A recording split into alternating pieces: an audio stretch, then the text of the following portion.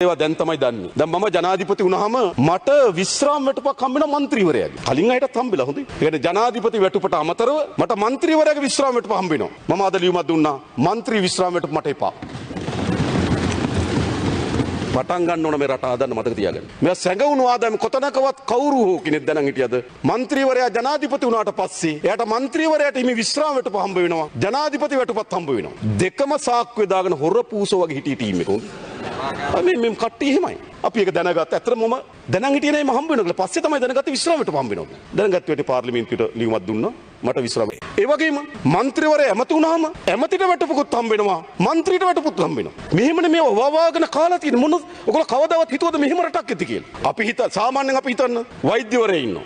වෛද්‍යවරයා වෛද්‍ය අධ්‍යක්ෂක වෙනවා. අධ්‍යක්ෂක වුණාම එයාට හම්බ වෙනවද වෛද්‍ය අධ්‍යක්ෂක තනතුරේ වැටුප හම්බ වෙනවා. වෛද්‍යවරයාගේ විශ්‍රාම වැටුප හම්බ වෙනවා. එහෙම නෑනේ. ගුරුවරයා ඉන්නවා. ගුරුවරයා විදුහල්පති වෙනවා. එතකොට එයාට විදුහල්පති වැටුප හම්බ වෙනවා. ගුරුවරයාගේ විශ්‍රාම වැටුප හම්බ වෙනවා. එහෙම හම්බ වෙනවද? හැබැයි ජනාධිපතිට එහෙම හම්බ වෙනවා. ඔන්න ඒ කියන්නේ තමන්ට ලොකු හැඳි තිබුණා බෙදා ගන්න. තමන් කැමති විදියට බෙදාගත්තා. ඒ අනුව තමයි മന്ത്രിවරයා ඇමති වෙනකොට മന്ത്രി වැටුපත් හම්බ වෙනවා. ඇමති වැටුපත් හම්බ වෙනවා. අපි තීරණයක් ගත්තා. අපේ ඇමතිවරු නියෝජ්‍ය ඇමතිවරු ගන්නේ മന്ത്രി වැටුප විතරයි. ලියුම් දීලා තියෙනවා. ඇමතිවරයාට නියෝජ්‍ය අමාත්‍යවරයාට රජයෙන් ඉන්ධන දීමනාවක් දෙනවා.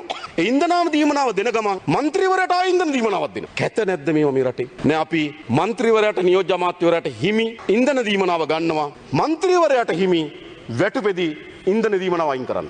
සාධාරණ වෙන්න ඕන මේ රටක් හදන්න. ඒ වගේම සමා වෙන්න മന്ത്രിවරුන්ගේ විශ්‍රාමයට පහසු කරනවා. ඒ පනත ඉතා ඉක්මනින් පාර්ලිමේන්තුවට ගෙනවා.